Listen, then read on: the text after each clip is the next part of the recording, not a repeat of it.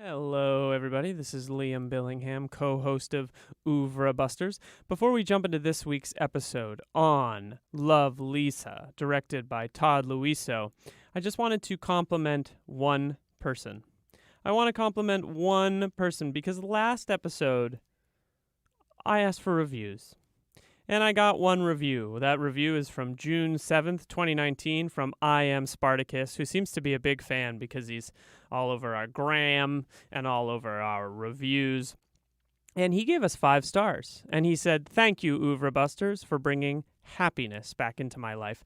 Happiness is capitalized, so I'm thinking he means the movie, and I never thought we'd get thanked for that. But there you go. I won't complain too much. You're welcome, I Am Spartacus. Thank you for the 5-star review. We also have 18 ratings, 17 of which are 5 stars, and 1 is 4-star. And hey, 4-star person, we love you. We love you. You're the best. That's really it. I wanted to let you know that we will be taking the bonus week off this week to catch up and get out of the podcast mines because my throat hurts and I'm tired of thinking of funny things to say, and George is probably also tired because he contributes so much to the show. Anyway, that's it. We'll talk to you soon, and we hope you enjoy this episode. Bye-bye. I'm George Fragopoulos. I'm Liam Billingham. And this is dramatic pause. Oeuvre Busters! Bow, bow, bow, bow, bow, bow, bow. Is that what you think it sounds like? I think it sounds more like what I'm saying. No, you were right. I was right. 100% right. Yeah. That's what it sounds like. What? Yeah. You know he has vineyards. Does he? That's what he does. He He's has in vineyards California? in California. I feel like all of those guys at some point get to a certain kind of I think stature. he just was like, I made all the money I'm going to make on Tool. Yeah. I love Tool. I used to be a huge Tool head. Tool head. That works. That works. It's the first one that you've done that's worked. I saw them in MSG once. It was a great concert. Was it? Yeah. I've never seen Tool. I've seen A Perfect Circle. Yeah, I saw Perfect Circle too. They opened up for 9 Inch Nails. Oh. But I also saw Tool. Were you like, During yeah, Lateralis dressed all in black? Of course. Really long hair. Yeah, I shaved my eyebrows. Oh, no, wait, for Perfect Circle? Yeah. Oh, yeah. Because that was because Maynard, when he's a Tool, he like shaves everything. No, well, it's a wig when he's with A Perfect Circle. Yeah. It's not his hair. Yeah. George, speaking of anything to not talk about. Speaking of emo-y things, what movie are we talking about We're today? talking about Love Liza from 2002, of course, starring Phillip Seymour Hoffman. Directed by Todd Luiso. Yeah, we're still on the Phillip Seymour Hoffman kick. Still on that Hoffman kick. What if you were to summarize Love Liza in a sentence or two? Because do I have to? Let's do. Wow. Oof. Can you feel the cold tonight? And I know Todd is listening. I'm sorry, Todd. We should, after we summarize the movie, we should talk about Todd Luiso or Luiso, the man, the myth, legend. Because he's got an interesting Hollywood career. Oh yeah. Well, I mean, that's why I got his name tattooed on my back. You have so many tattoos now. I do. It's getting kind of ridiculous. Yeah. You got all the Leonard Shelby stuff. Love Liza. Memento head. Love Liza is a film, again starring Phillip Seymour Hoffman, plays Wilson Joel, who is basically coming to terms, or trying to come to terms, with the death of his wife, who has killed herself.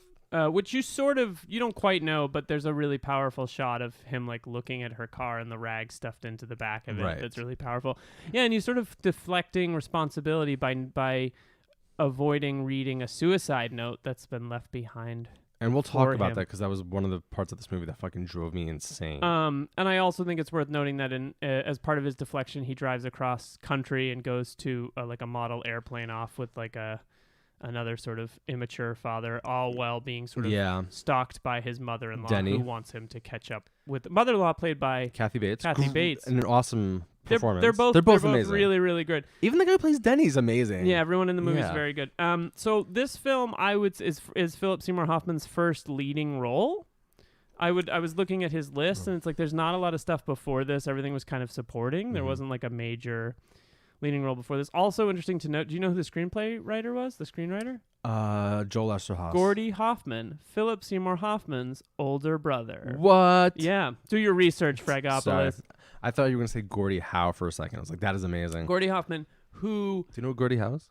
Legendary hockey player. Hockey player. I don't sports. Sports. Who needs them? Gordy Hoffman was his older brother. He's a playwright and theater director who wrote this script in 1996. Okay. And gave it to Phillip Seymour Hoffman to read, and then they shepherded it into a movie. So and much for my 9/11 allegorical reading of you this better film. be fucking kidding me. I was not kidding. Oh my god. Oh my god, George, at some point this has to stop.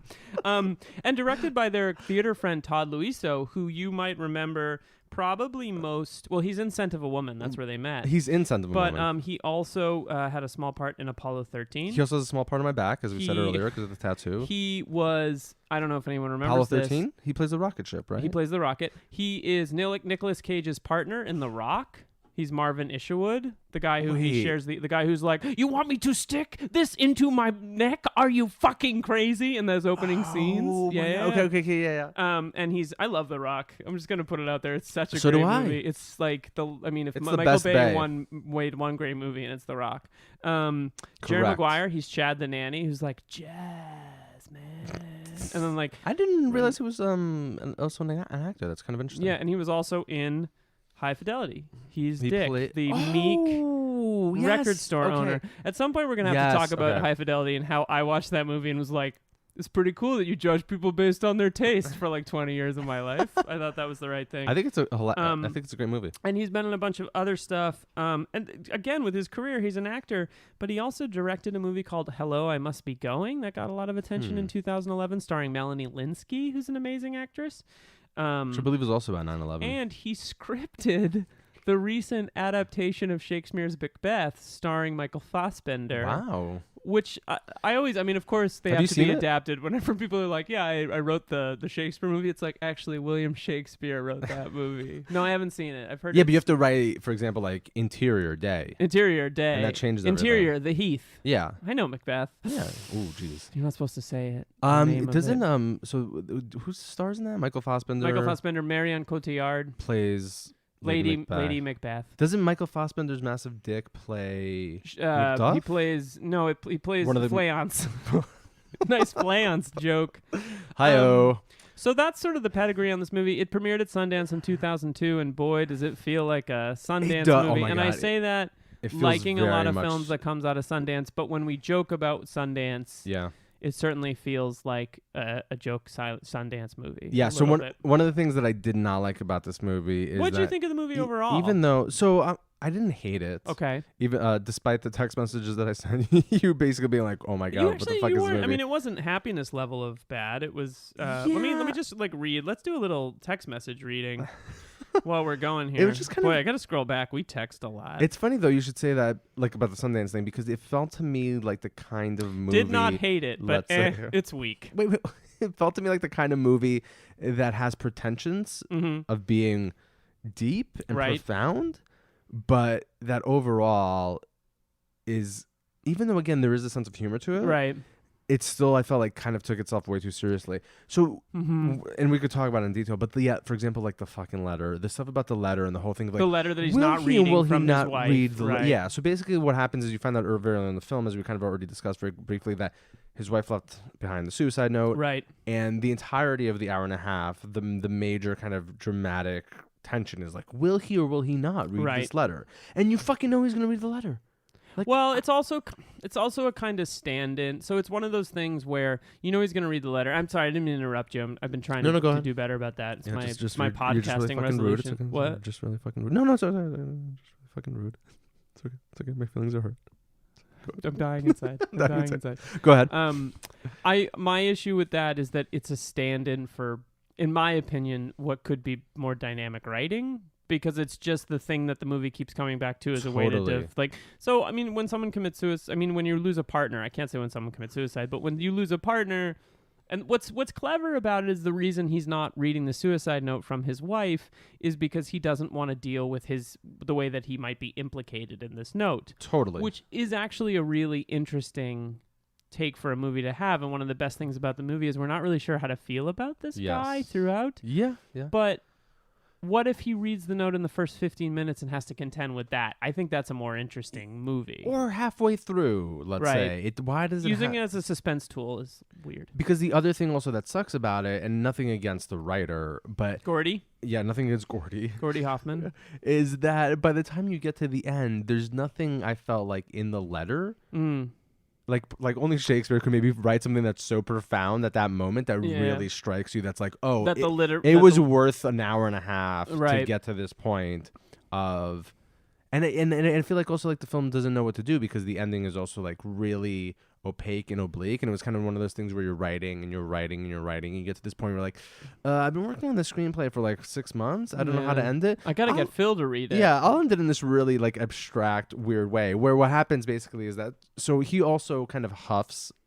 Is that the technical term? So this is in case you were wondering, yes, this is the movie where Phillip Seymour Hoffman huffs gasoline for the entire running time of the movie. But that's what I knew it as. It's the movie where Phillip Seymour Hoffman huffs gasoline because this thing got no attention. I have no memory of this movie, and I was like very aware of Phillip Seymour Hoffman in 2002. I wasn't reading like the trades. And you were like what, 18, 19? I was out of college, so I was out of high school. Sorry, so I was 19. Yeah. Oh yeah, I fucks with. In high school, I watched Hard 8 over and over again. And Boogie Nights had come out. Boogie Nights had come out. Yeah, well, I think Boogie Nights came out when I was. I'd seen 14. Boogie Nights came out times. when I was in high school. Yeah, me too. Yeah. No, well. Yeah, I mean, maybe we're separated by 3 years. You're like 10 years older than me. Yeah, no, I mean, yeah. Yeah, 2 to 3 years. Yeah. No, I think I was in. But I was left behind in high school like I probably 15 times, been... so that explains why. What? I was left behind in high school like 15 times, so that explains why. George is 56. Both watched it at the same time. No, I was probably a freshman when Boogie Nights came out because I remember being like, "Ooh, can we rent this one?" It was being like kids couldn't rent it. So at the end of the film, at the video scene in Duxbury, Massachusetts, because he's been huffing gas this entire film, he finds a match. Lo and behold, in the letter, because obviously his wife, I guess, wants him to burn it, even though she doesn't explicitly say that. He lights the letter on fire, and basically his whole house catches on fire, and he walks out.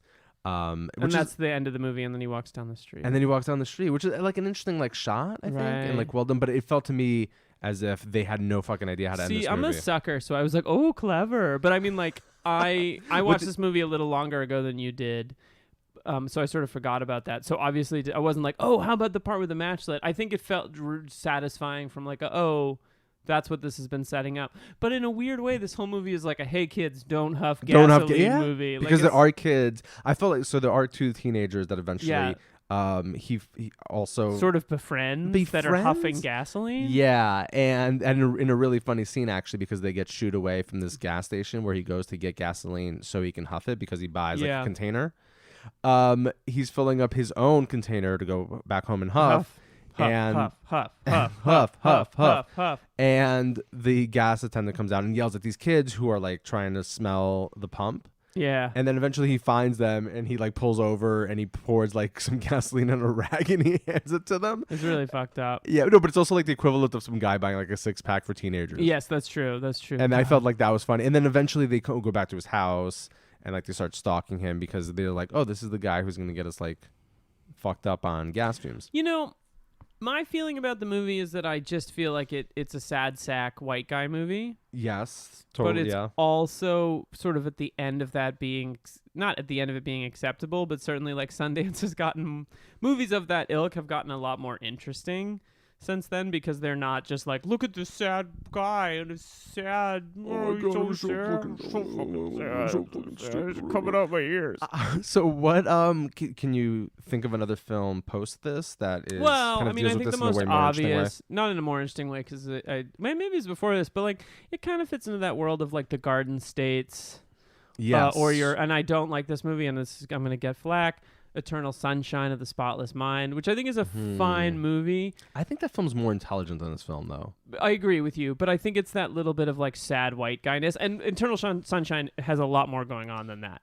But just sort of that like 2000 to 2001 to 2005 period of like, look at all this sadness. But Liam, it's so terrible. It's such a terrible time to be a white guy. Don't you know that? I feel like it was worse for other groups. It is? What? Here's a history book.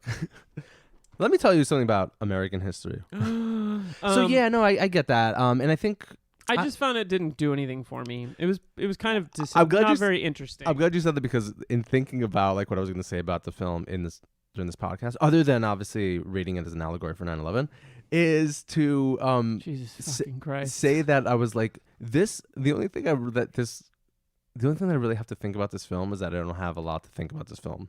And you already just said that. That's kind of true. Like, I was really worried. I was like, well, this is going to be I think this is going to be our shortest podcast episode ever, because we could go beat by beat through the movie, but it's not. So let's talk about something that's good about the film. Yes. His performance is really strong. However, it's a really strong performance where he does all the great hallmarks of a Phillip Seymour Hoffman performance. He's like pathetic. He lies. He's also like dangerously charismatic a few times. Like, there's some times in the film when you're like, what's this fucking guy gonna do? Such as? Well, just the way like how he like will go to work after like huffing all the gasoline, and like you just don't know what's like. There's a scene early on in the film where a woman is telling a story and he's laughing at it, and everyone else moves on, and he kind of keeps laughing. Yeah, and you're like, is this guy gonna snap? And like shoot this office up? Which like at the time now is like a nightmare to think about. That was like the moment where I was like, oh, I'd love to see Phillip Seymour Hoffman play the Joker. He manages to be both sympathetic and like truly pathetic, and in some ways unlikable.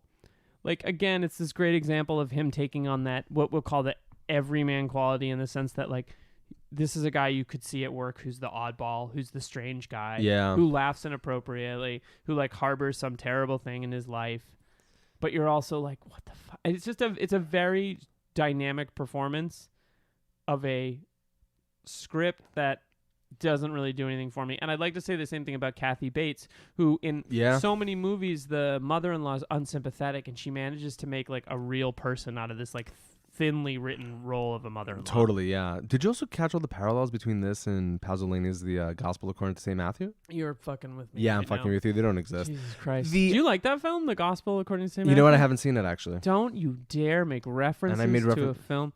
I'll fucking do it. I will do it. You haven't seen the the Marxist Jesus Christ movie, and you call yourself a... It's the summer of Pasolini for me, right? I have to slowly fucking Are you watching some Pasolini? I want to, yeah. Well, I'm planning on it. You could do a podcast. We could, yeah. I don't want to do Pasolini. The thing about... I'm tired. The thing about... the thing about... you think you have it bad. Fucking Pasolini's dead, Liam. I know. Do you know that? Do you fucking know that? Biopic, so it's like, woof. Which I wanted to see, actually. It's supposed to be good. The thing about Kathy Bates' character also that's interesting in relationship to how the film fails is that there's no sense of... Stake? Yeah, well, also about... And somebody said this online, too, so it's something that also popped in mind. But there's no sense of, like, who these characters were before the suicide. That's a good... Well, but that's not always a bad... I don't know. It's not always a bad thing. That's a simple reading of it. It's not always a bad thing, but I felt like I wanted to know more about, let's say, the relationship between Kathy Bates and him. So there is a flashback. There is one flashback where you see his wife shirtless, which is a nut. I want to talk about that scene as well. We don't see him towards the very end. The context. Yeah. Well, he's like huffing. Yeah. He's in the bathroom, I believe. Yeah. And he looks up and he sees his like naked wife, and it's not done like gratuitously. No, not at all. But I did feel like. I mean, it was a very interesting scene because it was kind of this weird amalgam of like sexuality and death. Well, it's also, we should probably talk tonally. This is a very peculiar movie because it spends a lot of time in sadness. It spends a lot of time in like humor, but it's a sad kind of humor. Yeah. Like, I don't think tonally it ever quite hits it. It's maudlin. We could say maybe maudlin, but it's also like trying to be funny. Correct. And, yeah. Well, there are some funny scenes. Yeah, I mean it's a real peculiar movie, and I would like to. I feel like we're not. One thing that I think it's worth saying is that it's funny, but it's not. I would say that it's a fairly, and I don't think it's a very dynamic film. The most dynamic thing about the film is that he sort of becomes a part of the like model airplane, model car, model boat world for a extended sequence. But didn't you feel like that was so heavy-handed, the metaphor, let's say, of him flying this thing and like what that means in terms of like freedom or escape? I do love though how the film does like so the character of Denny who plays Denny's so there's this his office, there's a woman that works there who's so clearly into him, and Moira, and there's this pathetic scene where she at the zoo tells she likes him, and it's not pathetic like anything that she does, it's just like she's so clearly there to fill a function in the screenplay that totally. But she has a cousin named Denny who's like really wants to hang out because he tells Moira that he's into radio control cars and planes.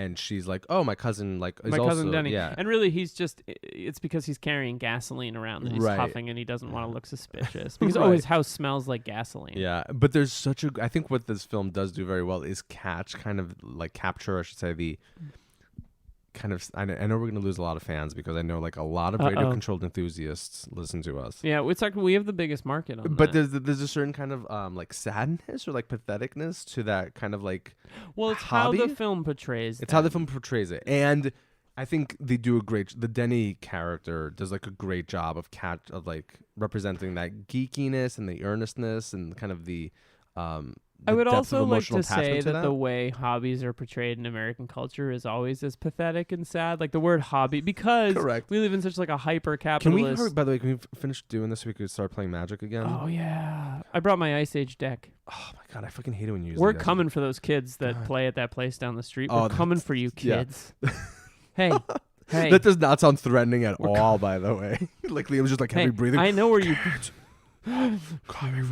fuck you up so bad. Ice Age deck, you're dead.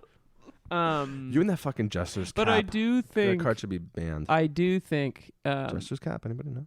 Black Lotus. Anybody out there? What?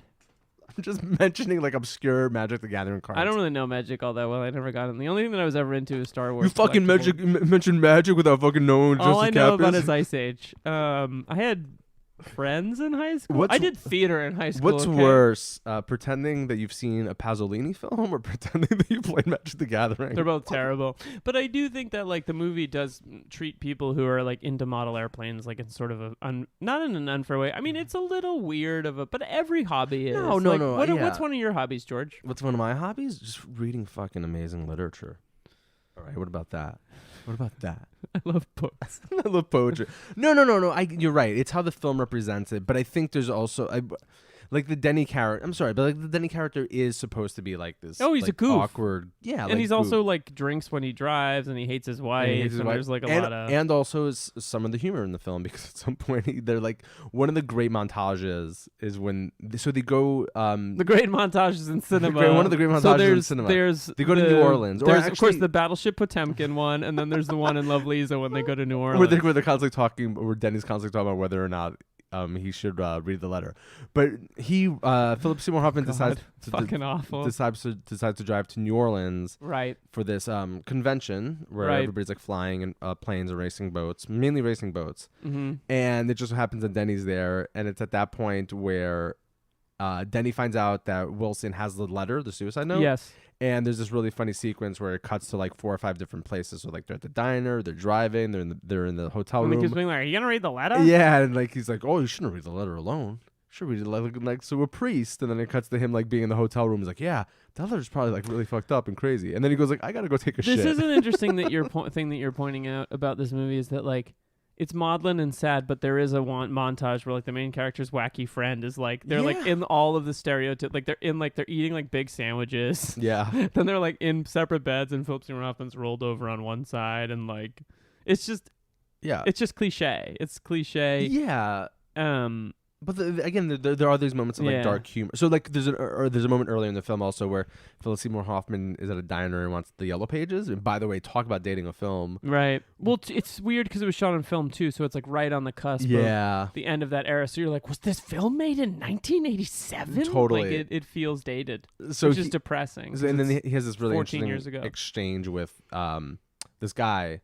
Who works at the diner. He's like, let me have your love pages. And the guy's like, I can't give you the. Yeah, those are their staff love pages. Love pages? They're staff yellow pages. We both said love pages. They used to be our love pages, but they're no longer. Used to be our love pages. Love pages. That's definitely the game where you have to get the love pages. It's definitely a weird night. A Britney song that's like in the archive somewhere. Oh man. Can you imagine when those archives were released? Do you know that she's never going to perform again? She says that, but I mean, how huge is that? Podcast recommendation. Tour Mystery Show. The episode called Britney. Fucking incredible. Did you ever listen to Mystery Show? No. George. A whole new world. Full of this is a Starly Disney-free podcast, Kind's voice. That's right, her name is Starly Kind. So that's a real name. That's a really I'm funny. Not making it up. So that's a really funny moment I felt when he flips out of the airplane. I also thought there was a funny moment when he towards the end of the film where he goes into the gas station and he like asks for gas and he's like really flipping the fuck out. Another sad white guy movie, Sideways. There's a little bit of like the Merlot thing. Like again, this is that same kind of thing. That kind of like swap out Merlot for gas. Yeah, but it's like that sad kind of world where these people like I don't know, just. It's like a much more peculiar Sideways. Can we going back to that scene towards the end where he sees he believes he sees, or it's like a flashback to his wife. Right. Did you feel like in any sort of way that was, again, I didn't think it was like gratuitous, but I did feel like it was a weird choice that the only moment that we see his wife, she's topless. She's kind of naked, yeah. And I understand that too because like I imagine obviously like not only is there like there's a grief for this woman in the sense of missing her as a person, but there's also like it's bound up in all things. It's bound up in like in terms of like sex and desire and like bodily wants and bodily needs. So I understand that it kind of makes some kind of psychological sense on that level. But then also part of me was like, did it just have to be with her like well, I think this can we just get a shot of her like bare ass? It's worth thinking about is like what do we think this guy so what do you think of this guy? Well, I mean, again, it's hard to say because again, you don't know him prior to. Yeah. It seems like he's excellent at his job because another aspect. Well, until he gets too huffed up on paint on gas to keep doing his job. I mean, but who hasn't been there? We've all been there. I'm huffed up on gasoline right now. So Pamplemousse. Oh, I see what you did there. Thank y'all. This episode is brought to you by Pamplemousse. La Croix. We didn't talk about this, but there's also this other thread running through the film where stay on topic. Steven Tobolowsky being again Phil? amazing. Yeah, Phil? Also in Memento. Yeah, that's right. He kills his wife. Where no, he might be Leonard Shelby. He might be Leonard Shelby. Yeah, but Jesus. Where? Which is weird because Guy Pearce is also in this movie. Yeah, here we go. Here we go. Here we go. Nolan. Yeah. Are you excited about Tenet? Yeah. His new movie? Yeah, I'm so excited. Robert Pattinson? Yeah. Eliza Dushku. Nolan film. Eliza Dushku. The Eliza Dushku? Liam doesn't know this, but I've been recording an Eliza Dushku. I can't even say her name right. Dushku. Eliza Dushku. Eliza Dushku. Podcast on the side. What's it called? Dishin' with Dushku? Yeah. And it just me. Why don't you pay me for these names? It's just 3.5 hours of me. Right. Talking to a mic in a dark room and playing Magic. It's really dark. It's got an MA rating. So on iTunes. We find out that he's pretty good at his job, right? Because he's a graphic website designer. Yeah, and he keeps getting chances to like keep his job even though he keeps fucking up. Right. And he gets hired basically by Tobolowsky, who plays this guy named Bailey. I forgot what his first name is. He's such like a good Tobolowsky's so good at playing the like earnest businessman. Yeah, and he legitimately like seems to like care about him. Yeah. And basically what happens is that he totally fucks up the opportunity that he's given to like. So we know that like he's good at his job, but like, so do you feel? I mean, I feel like it's hard because maybe you'd want to know maybe what's from like a writing perspective. It's like I definitely think that there is a tendency in movies of this style, which are sort of low key minimalist in a sense. And the lighting, I should say, the lighting is really good in this movie. Like stylistically, there's a minimalist quality to it that's very strong that I'm not going to dive into. It's better just to watch, and I hate it when people try to describe this stuff, but it's very sparing and it works really well. But there's a very intentional choice, and I think it's a stylish.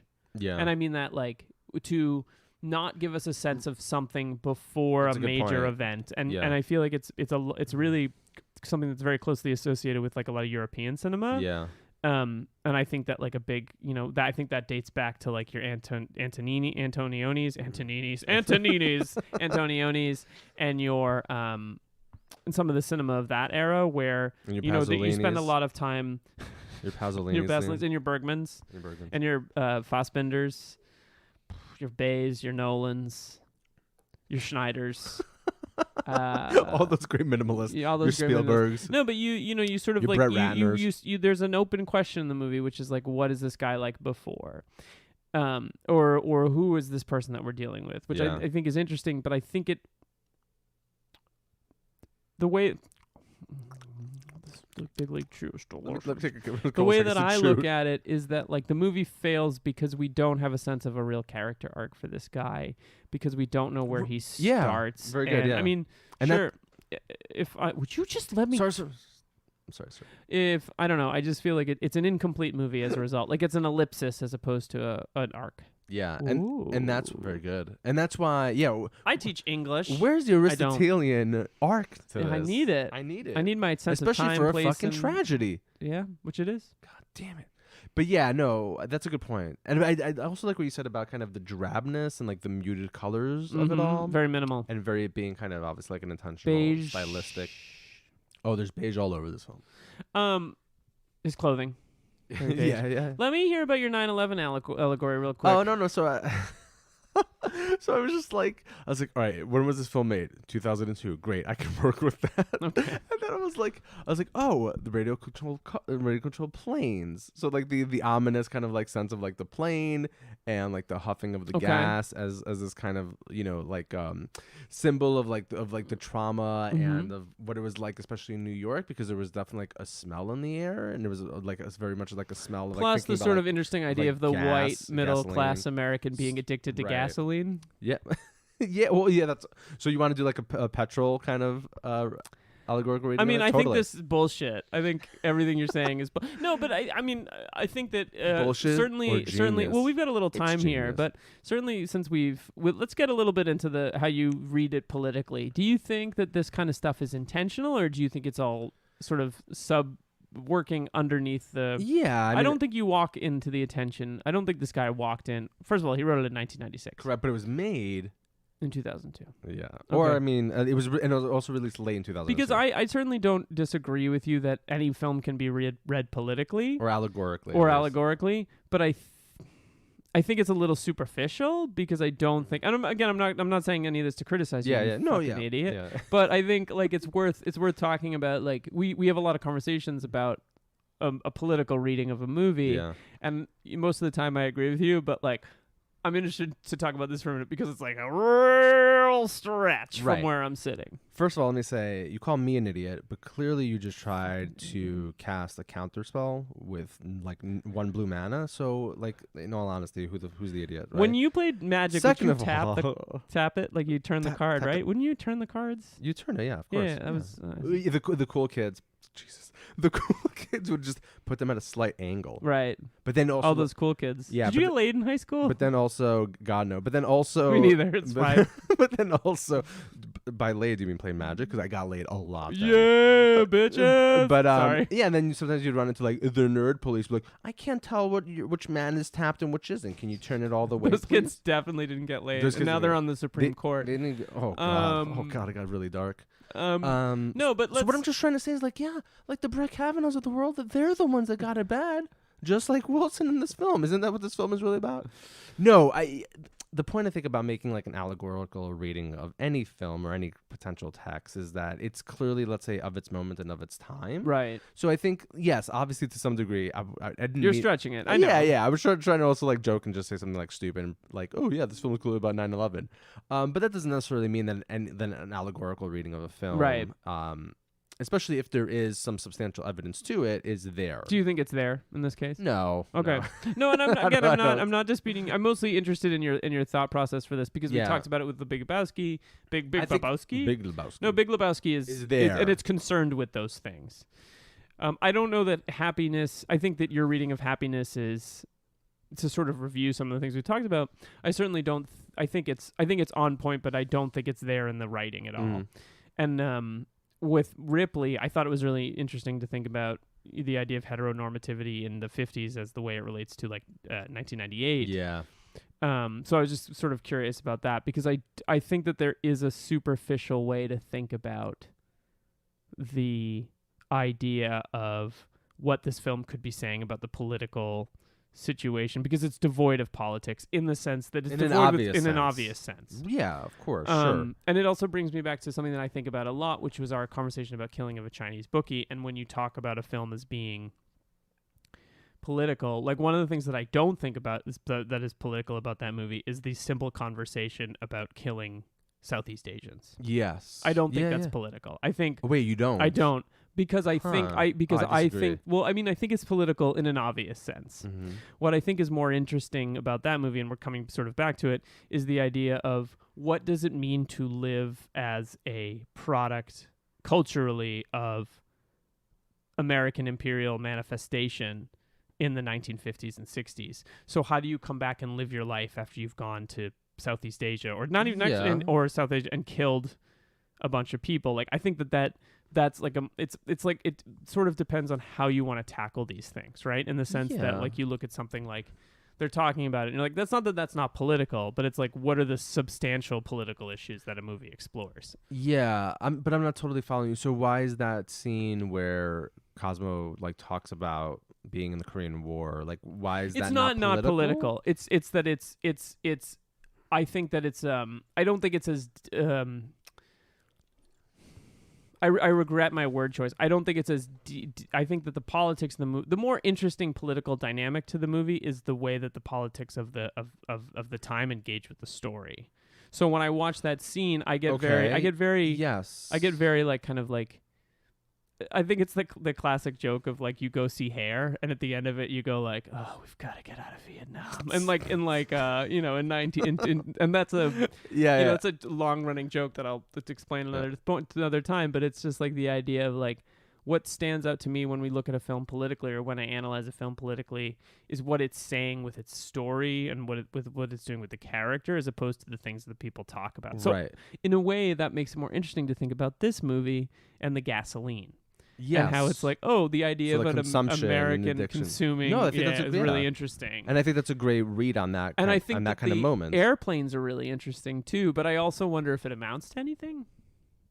I mean, I have to think about it. And I felt like one of the Am I really fucking? I don't know if I'm. No. If I'm anywhere. If I'm saying, I'm saying nothing. A couple of things. And we don't have time to do it now, obviously, but it also depends on what we mean by political. So obviously, you guys got 3 hours. Obviously, because every work of art is political in some sense, even if, let's say, it professes to be apolitical. So even if the most apolitical things are the most political things. Yeah, right? Exactly. Yeah. Like that T-shirt you're wearing that says "Make America." Is that "Make America Great"? Yeah, I got it. Yeah, it wasn't made here in America. But do you know about this MAGA guy? This guy, Trump. Yeah, I think that's his name. Yeah. Apparently he's president of this country. Podcast over. Yeah. So click. It's actually really funny because I literally am wearing a Marx. Yeah, you are wearing a Marx T-shirt. Where'd you get that? One of like 5. Did you get me one? Threadless. Because I made you a Marx T-shirt. You did make me a Marx, or critique. A critique of who I am as an individual. Oh, stop it. But I think like the general, let's say, statement, which again means everything and nothing, but like the personal is political, right? So like as you were saying, that's true. There's something political. No, it is, but I'm saying, but there's something. No, that's true. Like the politics, for example, of like the sad white guy film. Which we've had like so many of. Which they're my favorite films. and when done well, and some of them are done well, there's some really good sad white guy films. This one is not that. It's not great. And when you get a really bad white guy film, it's like, it feels so fucking. What's your favorite what's your favorite sad white guy film? Oh, geez, my favorite. Jeez, where does one be? There'll Be Blood. That's yeah. Does that count? I guess not. Sure. I don't know.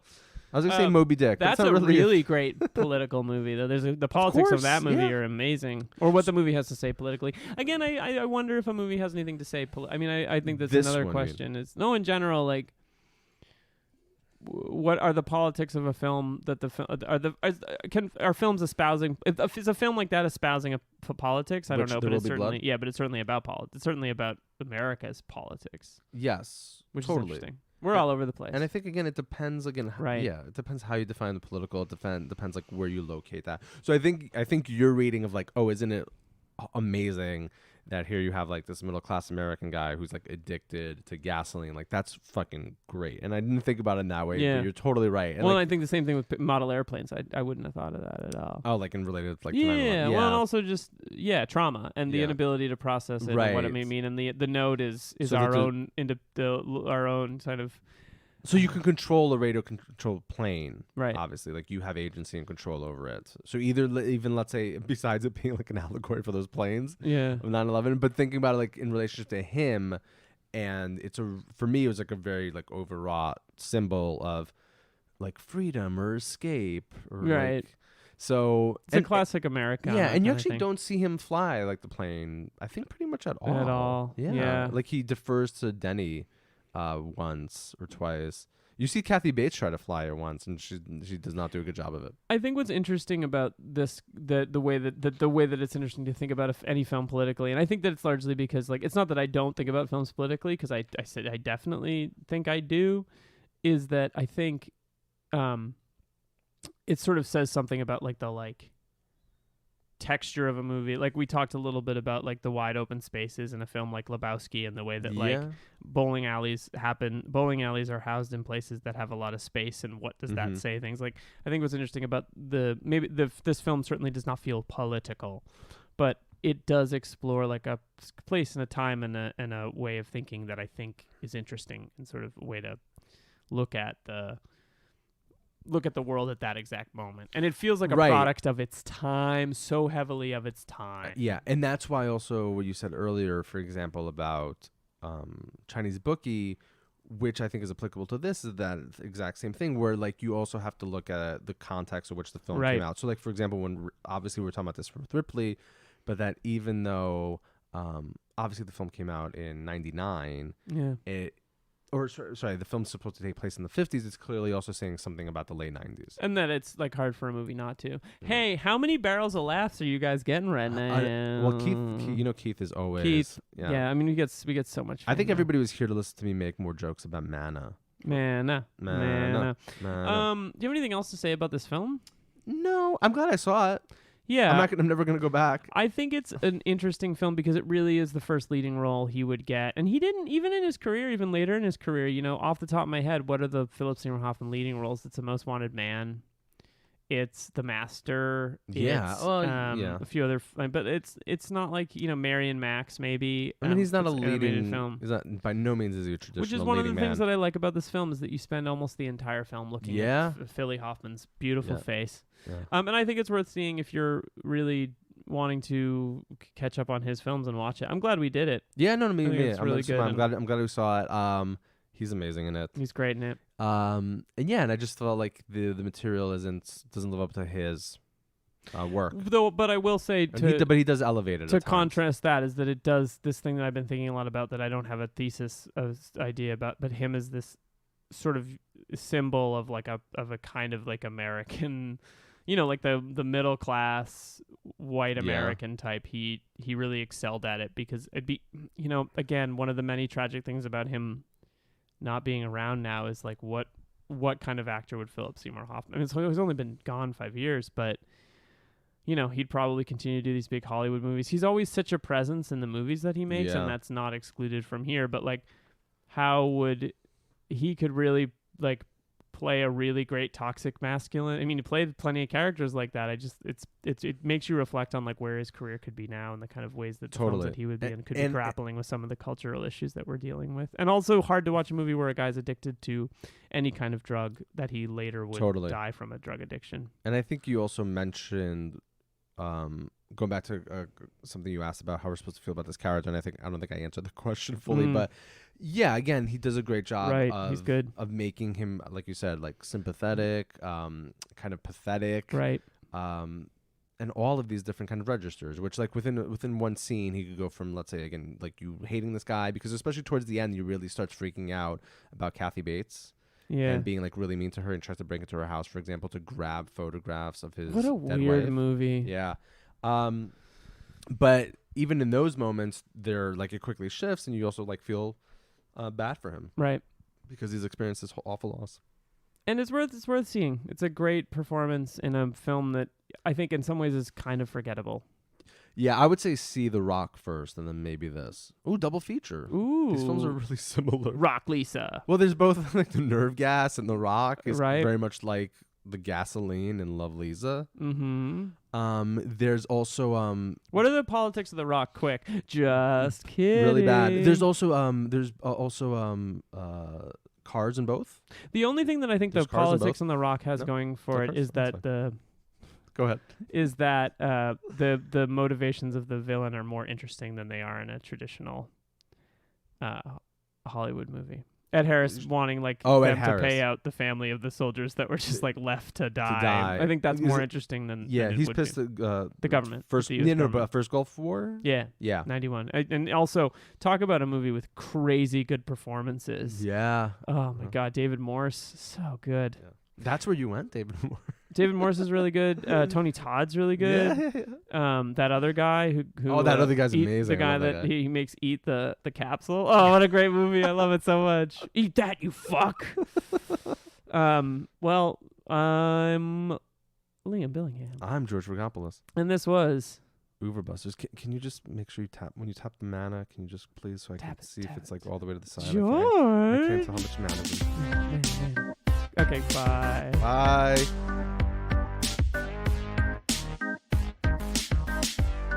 Hi, this is Adam Shartoff, the host of the remarkably popular podcast Film Wax Radio.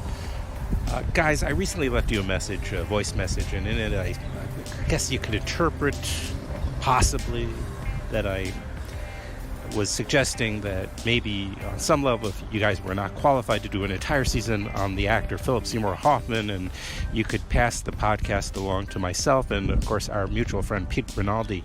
I just want to make sure you understand I don't for a moment think that you guys can't do a great job. I do. I think you guys are fantastic and obviously passionate film lovers and thoughtful movie goers, and that you're more than qualified to do an entire season on the actor. I guess I was just suggesting that if you were overwhelmed on any level, that myself and if I can speak for Pete Rinaldi, that we are here for you in case you need us.